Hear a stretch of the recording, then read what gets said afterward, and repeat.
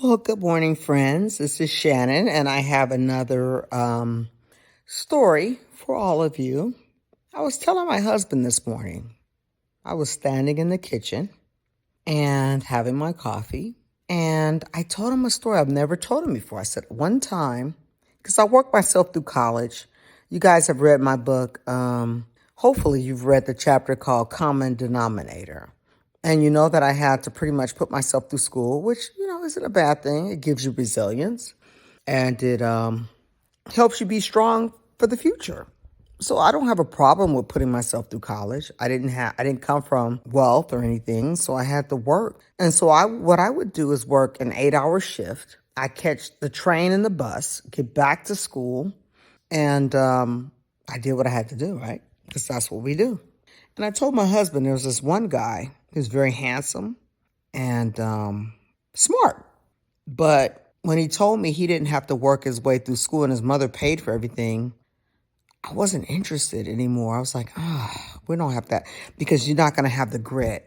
And you might say, well, Shannon, that's not nice because it's not his fault that he's privileged. And you're right. But I need grit. I need somebody who identifies with my struggle and has to get up every morning and make it work. And my husband was that kid. My husband was that guy that grew up in foster care, got emancipated at 16, had to catch 3 buses to get to school, and he was still MVP of his football team. I like a grit person because I'm a gritter. You know what I'm saying? I get up every morning. I'm a young woman, 23 years old, working a full shift, and then having to catch 2 buses and a train to get home while hearing gunshots on 14th Street as I walk 2 blocks. If I'm grit, you got to be grit. So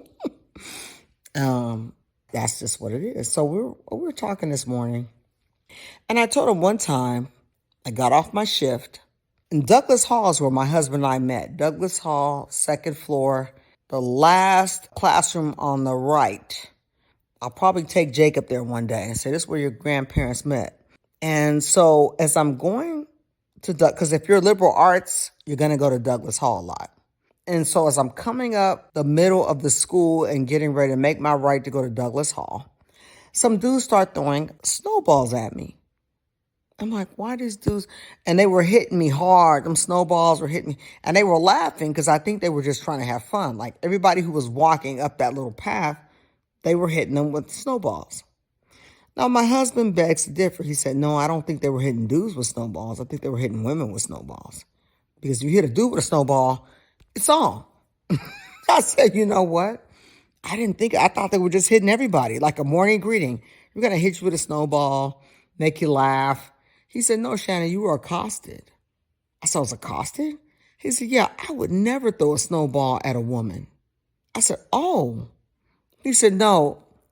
And what he told me was, your senses are dulled. Women have been so accustomed to being assaulted, insulted, mistreated because of misogyny that when somebody throws a snowball at you while you're trying to make it to class and they're all hitting you with these snowballs, you think, oh, it's just par for the course. He said, but that's the life of a woman, always having to take it on the chin so that a man can preserve his ego. And I remember in 6th grade and 5th grade when we started, hitting puberty, and the dudes would come and grab our butts. We'd be playing on the monkey bars or just, they would come up to us and just grab us, grab your breast, grab your butt. And we didn't know what to do on the playground because there wasn't that level of supervision. So this is just what they did on a regular basis. And you almost had to brace yourself. Like, I know somebody's going to come up behind me and grab me, my breast or my ass, and there's nothing I can do. I'm 5th grade. I'm 6th grade. There's nothing I can do because everything's come into play. My breasts are here, my ass is here, and now here they come. And we normalized it. And if anybody's listening to this who grew up in the 80s, you're going to say, yes, Shannon, on the playground, we were always worried because a dude could just run up to us and grab our ass or grab our breasts, and nobody protected us. It was just the playground. And dudes would do that and run and laugh. There's nothing we could do. And I think about college because there's a lot of my friends who have been sexually assaulted. They've been rape victims and they've confided in me. And I'm like, you wonder, you say, well, why do women believe in men? Why do we, if we've been so mistreated, why do we believe in men? And at the end of the day, I think that we just hope. We just hope because we had daddies, we had uncles, we had brothers, and we just hope that we find someone who espouses those values. And as I lay here this morning, getting ready to go run my errands, studying for my midterm as well, but I got to also run some errands. I just talked to my husband this morning over a cup of coffee, and he said, they should never have thrown snowballs at you. I said, well, I just thought they were joking around. He said, no, he said, Shannon, I would never throw a snowball at a woman. I said, so you're saying that women are socialized to endure abuse because we're taught from day one that's what we do? And I don't want to throw anybody under the bus, but I know my father put hands on my mother, and my grandfather did the same thing. Are we just socialized to endure abuse verbally? I remember when this guy asked me to be his girlfriend in 6th grade, and he was a 5th grader. I was a 6th grader. And he said, will you be my girlfriend? I said, sure. I looked him over and I thought, he's a nice kid. He's a nice guy. Because back then you didn't do like a reference check. You just said, hey, I heard about him. He's so-and-so's cousin. He wants you to go with him. That going with you didn't mean anything except that you eat lunch together. It wasn't. So I was like, okay, yeah, I'll go with you. He spent his entire time with me insulting me. After I said, I'll be your girlfriend, he did nothing but insult and undermine me. And I thought, well, I thought you wanted me to be your girlfriend. Why would you say mean things to me? And what that taught me at an early age is that when men feel overwhelmed by your power, they will try to diminish it. And they won't protect you. They will try to break you. That's just the reality. If you're a man listening, you say, that's not true. Have you ever played on a woman's insecurities? You're overweight. You're getting old. You better hang out with me because your pickings are slim. When a man tries to make himself exalted by exploiting insecurities on a woman, what he's saying is, I don't have enough confidence in myself. I need to break you down because I feel so weak. And what that taught me at an early age is that when men feel weak, they will not protect you. They will break you down. They will insult you. They will try to diminish your value and make you feel unworthy to go anywhere else. Okay, I'll just be with you so-and-so because after all, you did say that I'm not pretty and I'm kind of overweight and I have stretch marks and my teeth are crooked and okay. If you got to win by breaking me down, you didn't win. And I think that is what we need to understand. Now, you're going to say, well, Shannon, nobody ever broke me down. I don't tolerate that crap. Well, kudos to you, because a lot of women I know will take those comments and internalize them. My husband once told me, he said, I never told you how beautiful you were because I didn't want you to know. I said, why not? He said, because it was my issue. He said, so I always wanted you to think, you're okay. He said, because if I tell you how beautiful you really are, you may not think I'm worthy of it. That stuck with me. I said, well, I got to tell you something. I always knew who I was and how beautiful I was because when you weren't looking, 30 other people were.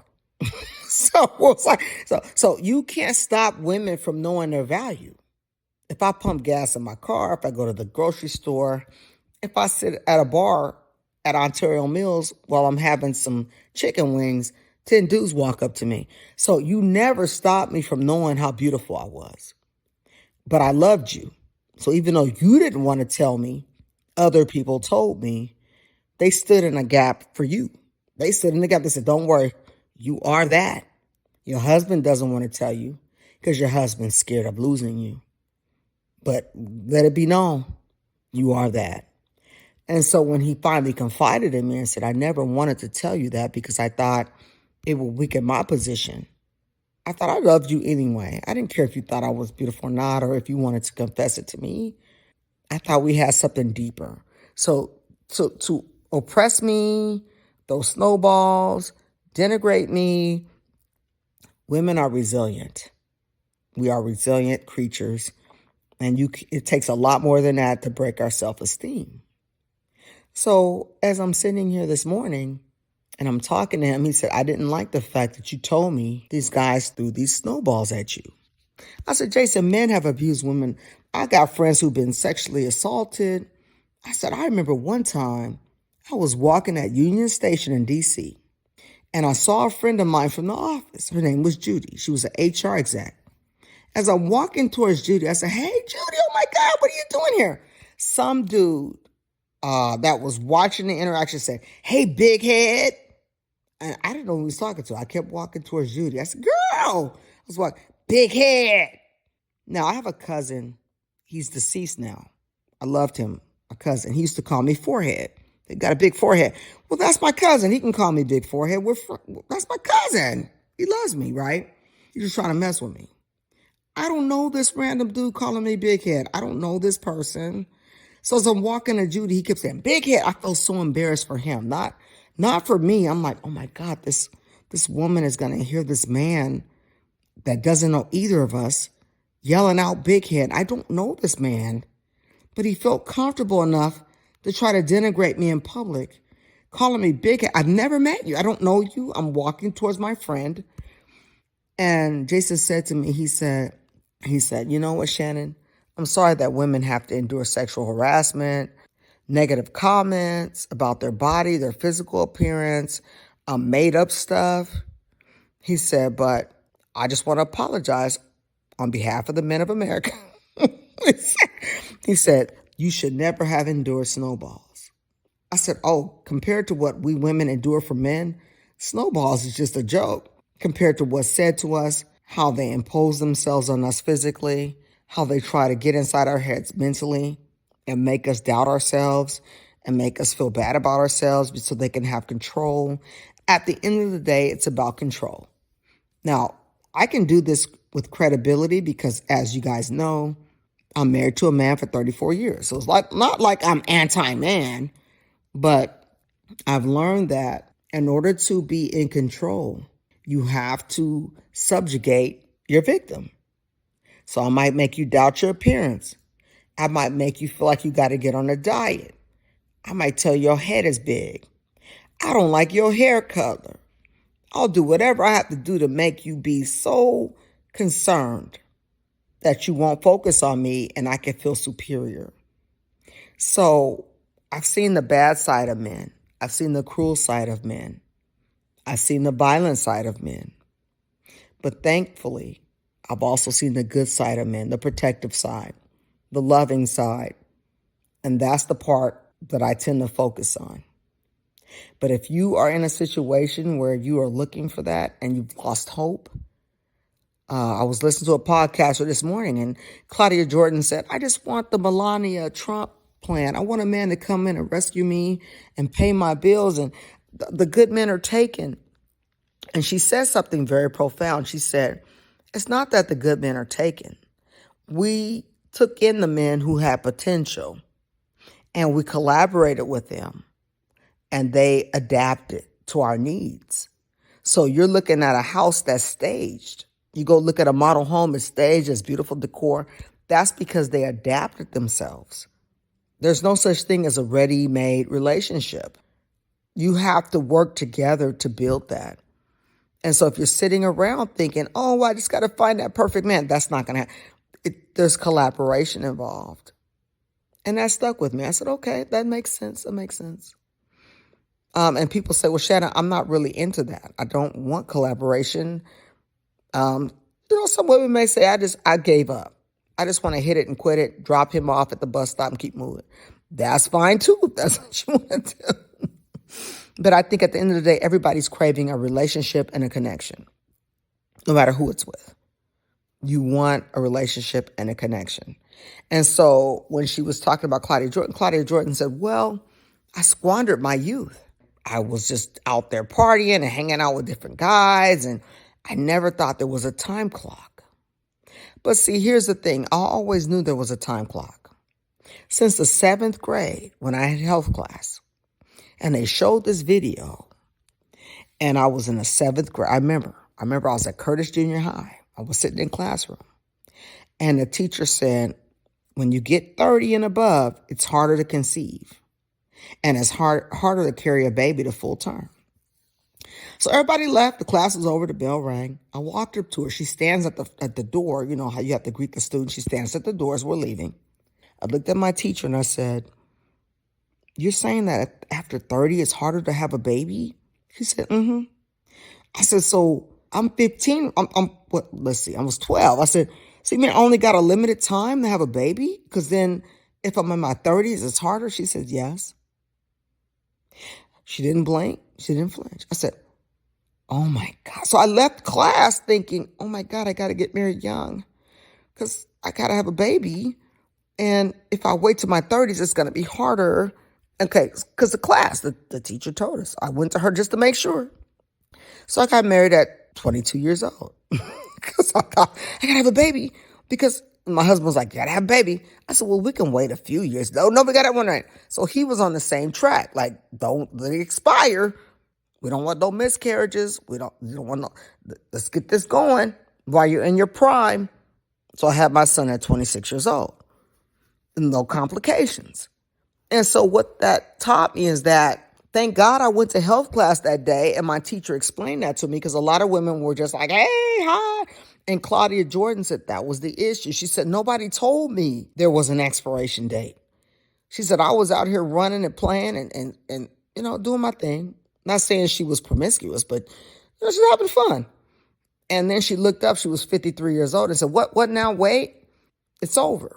Last call was at 2 a.m. It's now 3 a.m., Claudia. It's over. So I listened to her today and I thought, wow, how many people squandered their youth because we didn't understand our reproductive value and urgency at the same time. And couple that with the fact that men are immature and they somehow find a way to diminish our value while we need them at the same time. It's difficult. So that's why I'm presenting both sides, because I can see why some women would say, "Well, I don't want to be with the man who's putting me down or trying to diminish me. But I got this clock ticking at the same time. How do I reconcile these two things?" And what I will say is pray. Because if you are a good person, you believe in karma or you believe in Jesus, whichever one, good things will come to you. You just have to take a deep breath and work with what is presented before you. And that's pretty much what I did. I just said, my husband has these faults. My husband doesn't want me to feel empowered on some occasions because he feels threatened by my empowerment. But I got to just take a deep breath. Just like when you have children, they talk some smack. And you're looking at these kids like, if you only knew. if I grabbed you by the neck and told you. But you have to have patience with people who are threatened by your power. At the end of the day, I still think, if you listen to my podcast on Third Whole Power, I still think women are the most powerful creatures on the planet. And we have to understand that because of that, there's people who want to make us feel insecure, who want to diminish that because of that power. So just take a deep breath. Don't give up. Work with it. Understand it. And correct it. That's what I do. I'll check you in a minute. Don't you say, "I will check you in a minute." My husband now thinks it's funny. He's like, "You checked me. I need to put that on video." Yeah, I checked you. You can watch what you say in a minute, how you treat me. Because I know my power now. I know my value. And I think you're trying to undermine that. So let me just check you real quick. Get you back on track. And so I say this to all of the women of America. Have a good day. Bye-bye.